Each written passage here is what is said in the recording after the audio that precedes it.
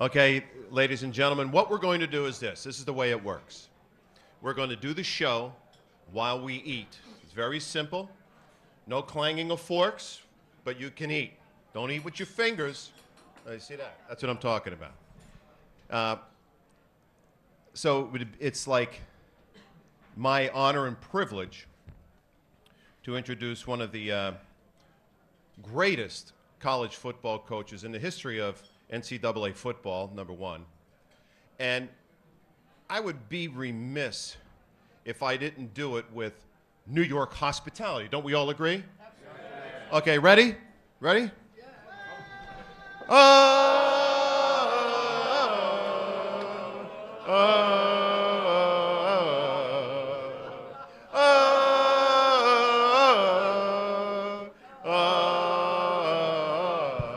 Ladies and gentlemen, the great Bobby Bowden. Come on up, Coach. Those words of that song are pretty easy, aren't they? I went to Penn State. Coach, I'll tell you something. We've done this Lunch with a Legend many times, and we've had great guests not let us down. So I'm sure the pressure is on you. You know what I'm saying? First thing I'd like to say, I'd like to make a quote. Chance favors the prepared mind. Now, for those who don't know, that was Louis Pasteur in 1890 who said that. And, you know, Branch Rickey took it apart and said something else. But point being is that to be successful in college football, I think the chance favors the prepared mind. And not unlike my guy, you are one of the top guys that were prepared from the word go. And now that I say that, I'm going to go back in history for you and start. Early life growing up in the Baptist South. When you were a kid, what was that like? Because you were growing up in Alabama, correct? Yep. What was that like for you? It was very interesting, and a lot of people do not understand it. But I was raised in Birmingham, Alabama. I lived there till I was 30. I didn't know what segregation was. I mean, I didn't know what segregation was. We were segregated, but I didn't know it. All I knew is that they ate over there and we ate over here. They sat on the back of the bus. That's all I knew. And it didn't seem right, but I didn't know any better. You know what? And so, thank goodness they got that part straightened out. But to think that because I'm from the South, I was a segregationist, no, you'd be completely wrong. It's just I didn't know any better. Well, I asked that for a number of reasons, because certainly you had influences growing up from your parents and other people that certainly could have talked that lousy speech of racism, but it never happened with you, correct? No. So we were ignorant to it, excuse me. You were ignorant to it. We were ignorant to it. I'm talking about from the top to the bottom.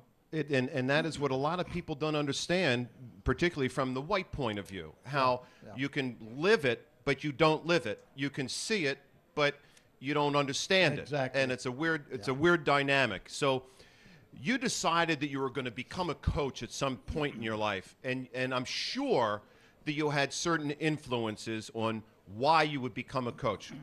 What were they? Well, I was when I started to college, you had to declare a major, and right off the bat, I declared that I want to go into the coaching profession.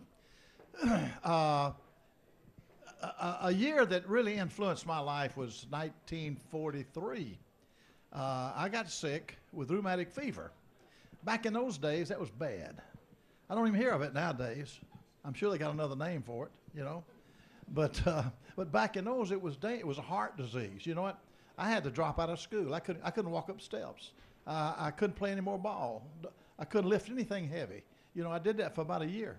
And so it gave me a lot of time to think. And the war was on, the World War II. My granddaddy, who was living with me, he had during the Depression, he had lost his job. And so he moved in with us. He lived with us.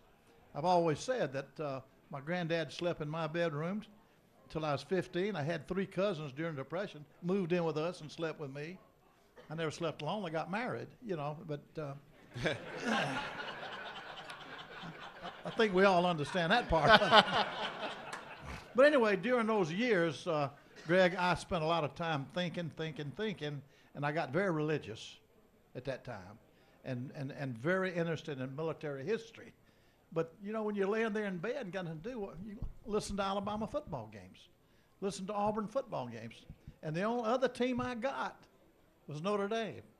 You know, they're all over the world. Well, yeah, if you're a Catholic, that's all you do is root for Notre Dame, right? Oh, sure, exactly. Now, you became a coach. How come Howard College?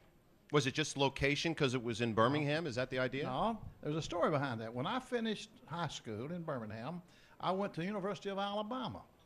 And that's where I always wanted to go. There was no doubt going to Alabama, you know what? But they had a rule down there, not just in Alabama, but it was all over the South. I don't know if we had it all over our nation or not, but it was all over the South. If you got married, you couldn't have a scholarship. Any of the schools. And I got married. I'd been dating my future wife for 2 years.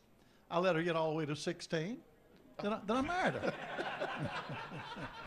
That's the way we do it in Alabama. That's what I'm saying. So here's what happened. But she wasn't any kin, by the way. No, that's good. She's not related. Not related. She wasn't any kin. She has all her teeth, everything, right? That's what I'm saying. I just had to ask the question. You know what I'm saying?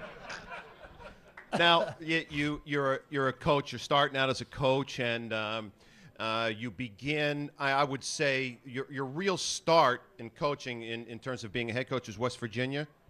No, before West Virginia was Howard. You went back to Howard? Yeah, assistant coach, and then South Georgia College. That's correct. As the head coach. Right. Then the really Division I school was West Virginia. Right, exactly. And you No, excuse me, Samford University. Oh, Sanford. Samford University. Wasn't that the same name as Howard? Howard, yeah, they changed their name. Howard changed the name to Sanford. Because they became a university, and there was already one Howard University, so they had to change their name to Samford Understand. University. Okay, so now you become the head coach of West Virginia University, 1969? 1969. 1970, that's right. 1970. And West Virginia is like, again, it's really, it's in the Morgantown, West Virginia, which has 3 stoplights. It's a small place, but it's rural. It's got things there that you like, obviously, that you like. And your first year, and I really wanted to ask you about this because there were comments that you talked about was, if everyone is familiar with Marshall University's football team was devastated in a plane crash. And your involvement with that is your first year as a head coach. And tell the fans here what you did. Well, here's the first thing that happened. I was an assistant coach in 1968 at West Virginia University. 66 to 70, I was an assistant coach. Well, as an assistant coach, you want a head job. I want a head job, you know. I was offered the Marshall job in 1968 as an assistant at West Virginia. I turned it down because I thought I could do better, you know, because at that time Marshall wasn't a very big job. And so 2 years later, I did get the head job at West Virginia when the coach resigned, and that's when the Marshall plane crash killed everybody on that plane. You feeling fortunate? I knew a bunch of them. I feel very fortunate I didn't take that job. Now, you had mentioned something to the NCAA because you felt, I would imagine spiritually, for that whole football team, the dramatic incident that happened, and what did you petition the NCAA to do? Well, the only thing I did is they let us advertise for them. I don't know if that's what you're talking about. No, I'm talking, did you want to wear the uniforms for a game? Was no, that part? I didn't know. We didn't. Did you wear a band for their game? We wore a green cross on the helmet. That was about it. How did you speak to your players about that? Were they afraid to get on a plane and fly? Well, you know, it's amazing. The week before they crashed, that week they played East Carolina. The week before, we played East Carolina at Greenville, North Carolina. You know, so our kids had been through that trip going back to West Virginia. You know, but they came in on a stormy night and came in one mountain too early. And believe me, flying out of Penn State, we did the same thing. I mean, we were flying off the tops of mountains. Oh, yeah. And if the fans out there don't know, and part of my back, I was a Penn Stater. So I get to play against Bobby Bowden because he's the head coach of West Virginia. West Virginia plays Penn State yearly. And I want to go back to 1975, my senior year at Penn State, We're playing West Virginia, and boy, Joe Paterno was talking about West Virginia like they were the second coming of the Four Horsemen. That's how good this football team was. That's sorry, Joe. That's right. Can't stand him. And we're out. I've always wondered why you guys did this. We're playing West Virginia. This is a big game for us. You know, one of these guys is going to be lost. You might lose a bowl game because of it. We come out, and your football team runs in military single file and circles the whole field while we're on practicing pregame warm-ups. That pissed us off. Hey, y'all stayed pissed off. And I'm wondering, at that point in that game, what that's really one of the biggest games that you would start your team, your coaching career, I guess, really in Division I. It started out where this was a big game for you. How did you handle your football team with that? Well, we did that every game. That was a procedure we had, was to come out single line and circle the field, which just happened to be playing y'all. Oh, it was one of those things. Yeah, we had always done that. But, boy, but you know, when I think about Penn State, and y'all knew this, if you have a choice, get the wind, y'all would lose the toss. Let me see how this will work out. Now, maybe we would win the toss and choose to defend, and y'all would take the wind. That's right. So then you'd kick it off out of the end zone. It's over for you. Then you'd stop it, and we got to kick into the wind, and y'all already got at least 3 or 7. It's Every unbelievable. dang game. But how long did it take you to figure that one out? Well, it took me a while. Okay. I left before I could figure it out. Well, at least it wasn't on a rail, and that was good. One player at West Virginia that I thought was just tremendous. People here may not know of him, but maybe you can tell us a little bit about it, because 1973, I'm on a special teams. We're playing West Virginia. It was not a good score for you guys because we were a great football team. I remember that. You had a kid takes the kickoff in the end zone at 8 yards deep in the end zone, runs it back for a touchdown. His name was Danny Buggs. Danny Buggs. Remember Danny Buggs? What an athlete. Give me a few words on Danny Buggs. Danny Buggs was from Atlanta, Georgia, and he was an outstanding prospect. Had great speed. I tell you what a good athlete he was, how fast he was. In the Georgia State track meet, his high school ran in the state track meet, and he came out third. Nobody else, just his points. He scored enough points to come out third in the state track meet. Anyway, that's the guy you're talking about. He was fast. That's the guy that ran by y'all. And he was the only guy on the track team, right? Yeah, that sounds about right. All right, so now West Virginia, you've had it with West Virginia. You decide, okay, I have an opportunity at Florida State, which you've been to Florida State before. Yeah. And tell us why you decided to go to Florida State at that time, although there may have been other football coaching jobs open. Why Florida State? Yeah. Well, all right, now I'm the head coach there at West Virginia. We played in the Peach Bowl, and we won the Peach Bowl. That was the second bowl we'd been to in the last 3 years, which was kind of an oddity at West Virginia, because they'd go 10, 12 years without going to a bowl, you know. And so now Florida State down there was getting the tails whipped every Saturday. They were 0-11, 1-10, 3-8.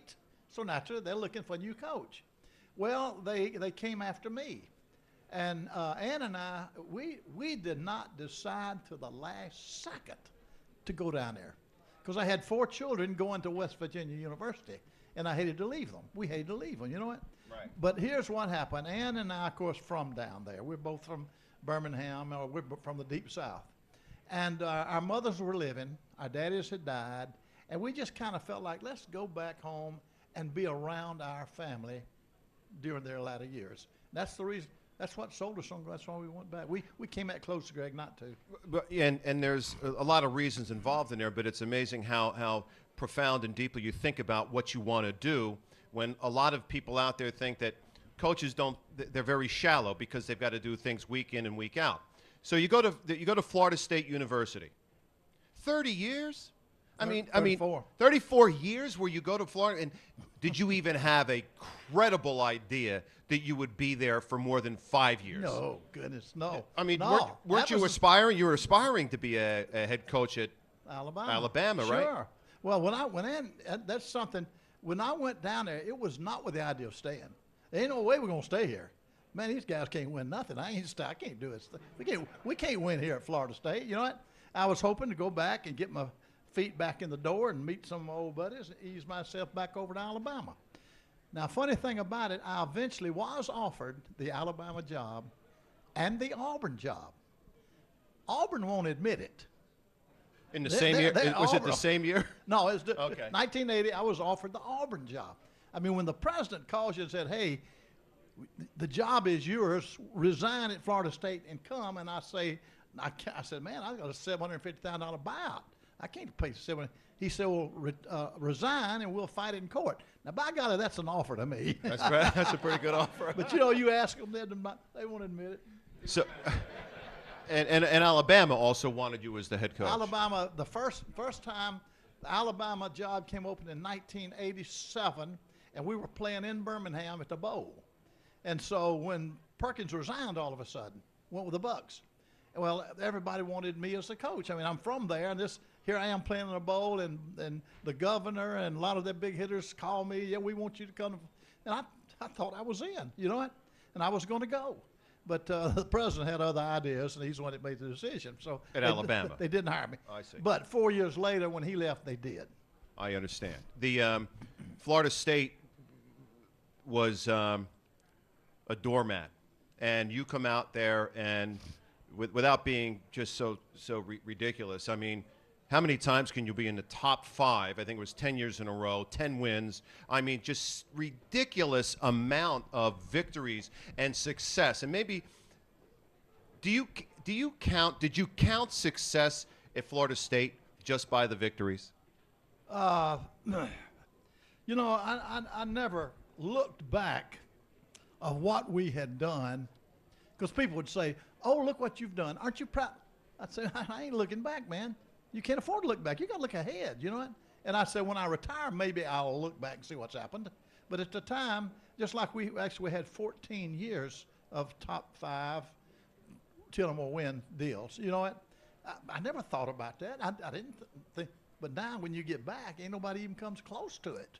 You know, that's the odd thing to me. And no one else is going to come close to it. The question I've had, too, is that down in the South, you're at Florida State, you've got a lot of black athletes. Yeah. They come to Florida State, and wonderful players, as white players or black players. But do you think that your childhood and growing up deep in the South helped you in relating to the black players as opposed to not relating to them? I think so, because I always could. I mean, when I was a child, again, let's go back to, I mean, I can tell you things that if you weren't raised down there, you don't know about, you know, of how it was. We're integrated, and we don't even know it.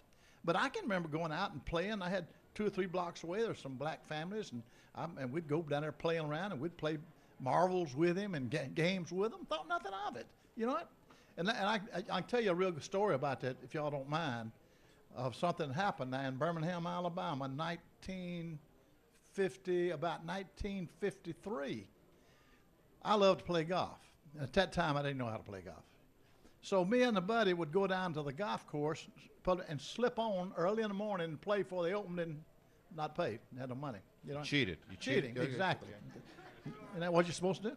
But anyway, so one morning, and one of my buddy and I went down there, and this has been in a book, so I'm not so like I'm.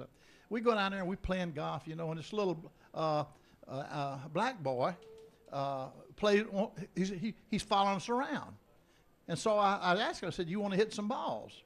Yeah. So I gave him a club and let him hit some balls. In about 30 minutes, I looked up the dadgum golf club up there, and here comes a pickup truck flying down the middle of that dadgum golf course. Right out, I'm thinking, oh Lord, we got caught. They done caught us out here playing golf, you know.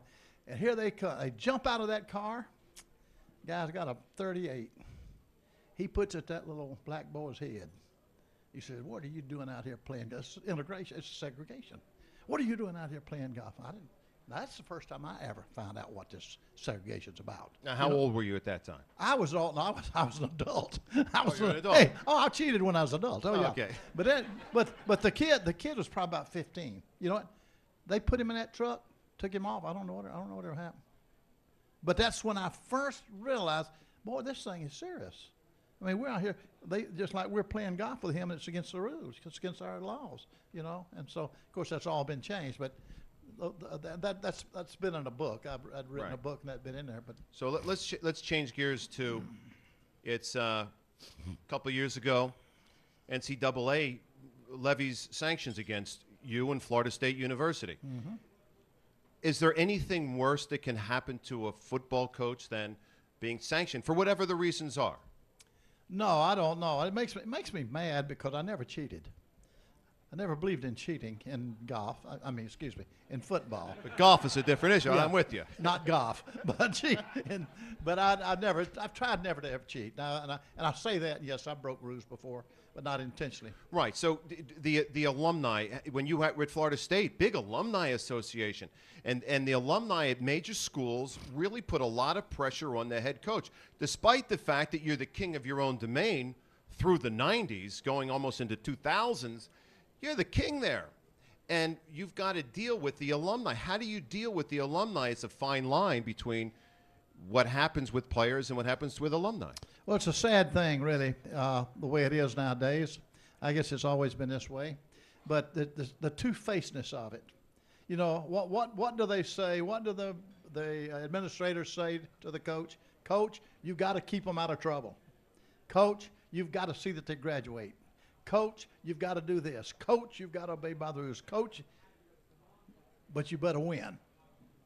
That's another issue. So he does all those good things, like that coach at Miami. He graduated more than they've ever had. He kept them out of trouble. He changed the program, and they fired him last week. So that shows you the two-facedness of it. Typical. Okay. So now you're at Miami, or I'm sorry, Florida State, and really, and I'm relating this because as people are who we are, there are certain things that we will not qualify whether we're blinded by our own self or not. And for instance, before I got cut, I said to Joe Walton, "Oh, you think you want to cut me? Go find someone better than me. You can't find him." He says, "Okay." He cut me anyway. Yeah, I know what you're talking So here about. you are at Florida State. Same thing. Same thing. You're sitting there. I mean, you are the man. Yeah, same thing.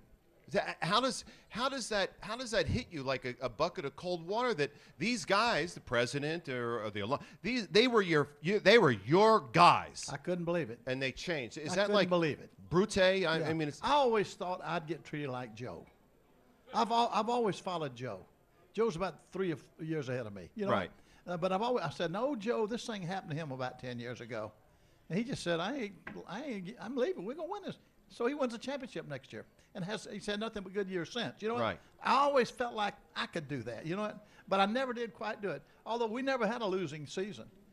We went 33 years without a losing season, but 7-6 don't do it. no, You know, I just don't do it. no, it doesn't. Not at Florida State or Miami. But so anyway, when they came to me with the idea that we want you to, it's time for you to get out and all this and that, and the trustees list, and so I said, well, tell them to do whatever they got to do. Whatever they got to do, tell them to go ahead and do it. Don't sit there and tell me about it. You know, well, they did it. They did it. That's the last time I'm challenging them. You've gotten where you have coached fantastic players, wonderful players that you could make an all NFL team out of those players. Give me your top 2 players and a story about one of them. I would think if you took all the Florida State alumni down through the years and asked them who was their favorite player ever and who was the best one ever, I think I'd say Charlie Ward. Charlie Ward was a quarterback. Right. And he just had, and he really, Oregon's and then it's all this racehorse football and everything like that. We did that 20 years ago. You know what? When Charlie Ward, we got into the shotgun, we tried to run plays as fast as we can without a huddle. So you couldn't get ready over there, you know what? Right. And we won a national championship. In fact, when he was there, we did lose. We only lost 1 game each year. But he was a great kid. Everybody loved Charlie Ward, you know. Right. Then Warwick Dunn was another favorite of mine. Warwick Dunn, his last year in high school, halfway through the season, his mother was raising him. His daddy was gone, and his mother got killed. She was a police officer, and she got shot at a robbery, got killed.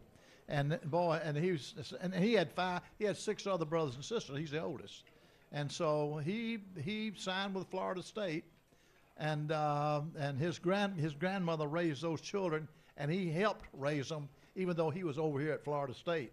he would come by my office and said, Coach, my older son, my oldest brother is doing this, and he shouldn't be doing that, and he's doing this, my sister this, that.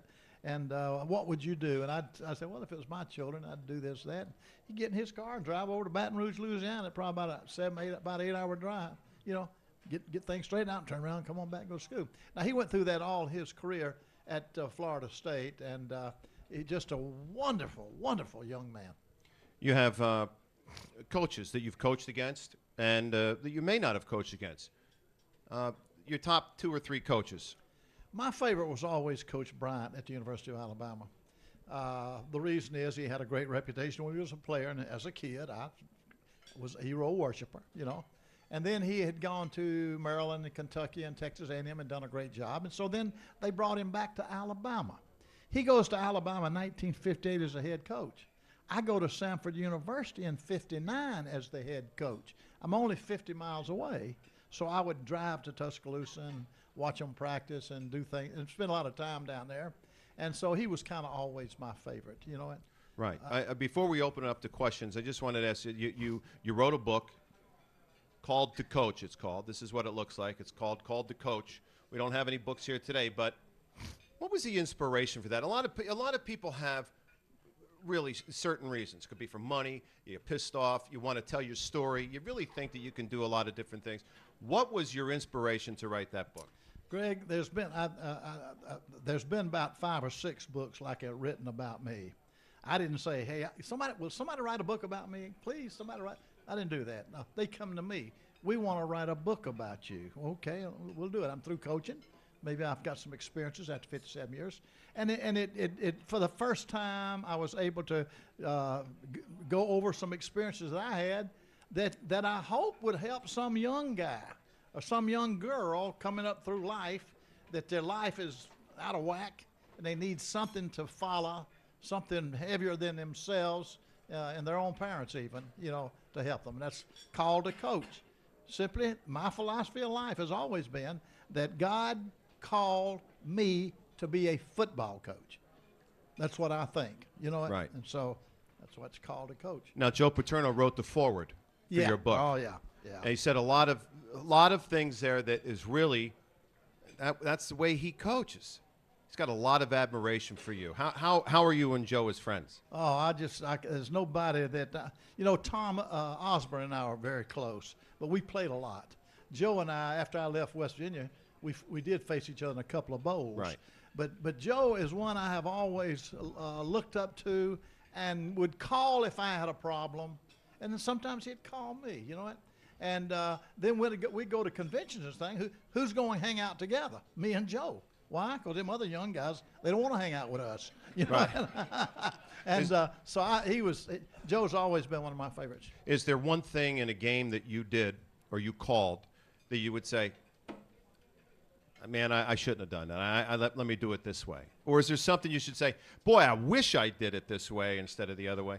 Well, you know, as you look back over 57 years of coaching, there's a lot of those. You could find a lot of those, you know. I remember back in 1889, we lost our first 2 games and won the next 10 and played Joe in the Bluebonnet Bowl, by the way. And I remember we had this guard around that no longer is legal, but there was a guard. The center would snap the ball and put it on the ground and huddle over it. The guard would reach in there and get the ball and run around the end. And it was an old Nebraska play. You know, we call it. The Boomerowski or something? Yeah, right. That's exactly. So we ran that thing, and it went. I always thought that was a Polish play, by the way.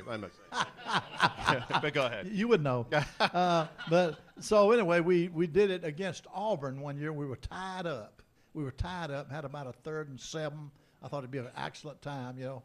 And they knew we had it, and they got the ball and beat us by 3. That's good. The alumni liked that had one. it right? over. The alumni didn't like that one either. No, they don't like it. All right, so let me do this. Let me open it up to questions because I'm sure people have some questions, if that's okay with you. Yeah. All right, Yeah. so just raise your hand, and then we'll see if you have something. Anybody over here have a question for the coach? Yes.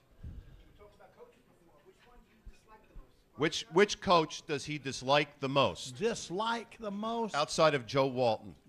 I'm kidding. I don't, you know, there's not many that I disliked. I'm not that way. I don't get close to them.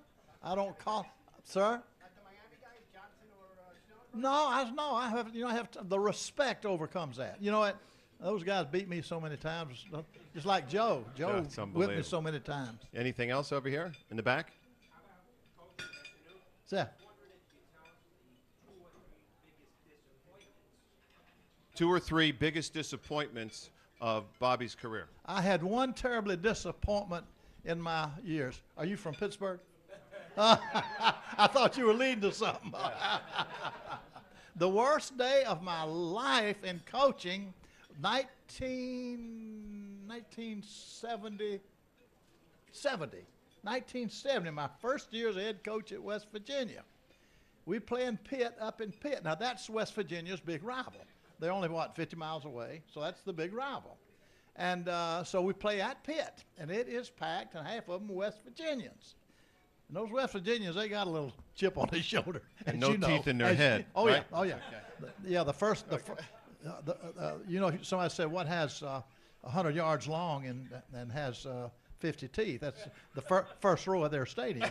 And don't let that one get out. No. Yeah. But anyway, so we're playing Pitt up there, and we're having a pretty good year. We are ahead of them 35-8 at the half. I mean, killing them. Everything we do is going for a touchdown, because 35 points back in those days pretty doggone good. And then we come out and get beat. That is the worst day of my life. I think I hid so well the next week, they never got a good shot at me. But they would have shot me if they could have got me. That's the worst day I ever spent in my life, boy. Anyone else? Right here? My first year at Florida State was 1989. Yeah. And the first 2 games being Clemson and That's right. Mississippi. Yeah. How did you turn that team around to get such a phenomenal season out of it? Well, it's amazing. In 1989 that you're talking about there, we opened up the season with Southern Miss in Jacksonville, Florida. That's like a home. Huh? Ah, yeah, they all do, yeah. And they had a quarterback that we didn't know about. His name was Brett Favre. And so every time we'd score, he'd score. We'd score and he'd score. And he finally got the last one. They upset us. Had we not lost that game, we would have won the national championship. Because we beat Miami, and they won the darn national championship. Usually the one of our, back in the 80s and 90s. You brought up a good issue. Sorry why you interrupt.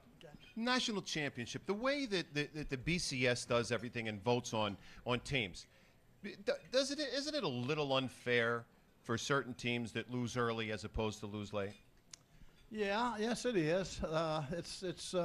It's like a lot of things. Not everything's not fair, and I guess the only fair thing in college football would be to have a playoff, but we ain't gonna have one because the presidents ain't not for it. Oh, it's unbelievable. Any other questions here? Right here. Being that we're in the era of LeBron James and everything like that, how did you deal with the most ostentatious, brazen personality like Deion saying there's something on your team? Well, that is a doggone good question. The thing that you would not know about Deion by watching him on television and things you've seen about him, he was a great practice player. In other words, he never tried to get out of practice. He always practiced. Now, that's not the way stars are. Stars want Tuesday off. That's a hard work day. I'm sick Tuesday. I can't practice. I'll be ready tomorrow, Coach. And but Deion, boy, he never missed practice. We excused him in spring training to play baseball because he's a big league baseball player. When he wasn't practicing baseball, if they had an open practice, he'd come over and go through spring training. He didn't have to do that. So the boys loved him. They loved him because of that. And his last year, he started getting into the showboat business. I guess somebody convinced him, hey, you can make a lot of money if you'll do this or that. And, buddy, he made a lot of money. Anything else, young lady? Can't hear. She said, as an FSU alum, if they took a vote from the fans, you'd be overwhelmingly coaching at Florida State University. That's what she said.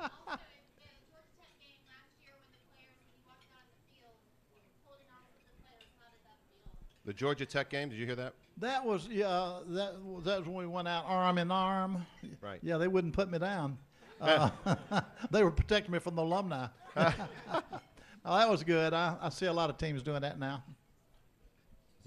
Was it like one of the best things that your team ever did for you at the time? Or? It was okay. I mean, maybe I wasn't the most popular thing in the world about that Oh, yes, time. not that. So the boys wanted to take me out there in their arms, and we did that. All right, one more, young man.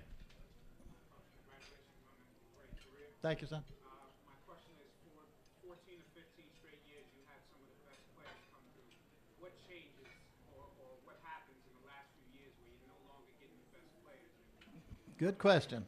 That's a very good question, and I think it's one that we slipped up on as coaches. I don't think we did as good a job of evaluating players as we had in the past. Now, we won a lot of recruiting victories. Oh, we got the top runner in the state of Florida one year. We got the top player in California. We got, but you know what? They were the top player in high school, but they wasn't top player in college. They couldn't carry it from there to there. We misevaluated. He probably had another kid on his team twice as good that hadn't matured yet, playing for Notre Dame or Southern Cal or somebody and becoming a great player. So, in my opinion, we did not evaluate good enough. Now, let me say this. You can take it to with your team. If your team is not doing well, say like Florida State, we've been 7-6 3 of the last 4 years. They don't cut it. You know, this year they're 9-3 right now. What are they, 9-3 right now? Yeah, yeah, they're 9-3 right now, and so they're getting better. But when your situation is like that, you say, oh, we're just not any good. We need a lot of players. You don't need a lot of players. You might only need one. You only made one. Maybe if I'd have had Charlie Ward all those years, we'd won another national championship. Just one guy, you know it? And we see that happen all the time where a school's doing fair, and all of a sudden somebody becomes a star, and all of a sudden they start playing for national championships, you know. So we were not evaluating good enough. We were winning some recruiting battles, but the guy we got had a reputation. We really wasn't as good as his reputation, you know. We needed to study that more and try to do a little bit better job of that. And I think they're going to do that now. All right, Coach, I get the last question. Okay. Then we're going to let you go eat. With the advent of all the things that happen with college players that are caught so-called cheating or getting paid and that kind of stuff, is that do you think college players should have some type of remuneration that enables them not to be caught cheating, but, you know, it gives them something that they can have later on when they graduate, as opposed to just what the NCAA does now? Greg, there is no doubt they need to receive some kind of financial payment. Now, let's just go back. Yeah, it's right on. Well, anybody that played in my generation, we got it. When I was in college, you got room, board, tuition, books, fees, and $15 a month. Now, you say $15. Yeah, hey, 30, 40 years ago, that wasn't bad. It'd be about $75, $80 today. That's what ESPN pays me now. But anyway, so we called it laundry money, and nobody complained. You know what?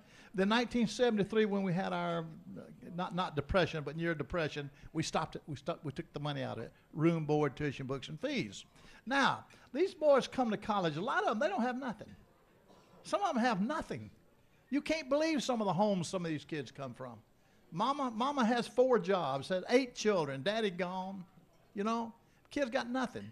Now, in my opinion, if we could pay them $75 to $100 a month, that would be equal to the 15 that we got 40 years ago, which all of a sudden was okay. Ain't okay today, but it was okay back in those days. But you can't do it. Why? Because you got 18 sports at your school now, and you can't afford to give all those young ladies $100 a month, and all those soccer players $100 a month, and all those basketball. You ain't got that much money, so you can't do it. They deserve it, though. Thank you, Coach. Opinion. Coach, thanks for coming down. Everybody, thanks for being such a great crowd. Thank you, Coach Bobby Bowden. Thank you very much, buddy.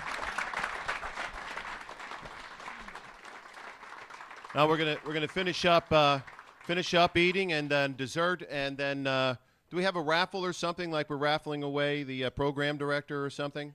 No raffles, no nothing. I just want to.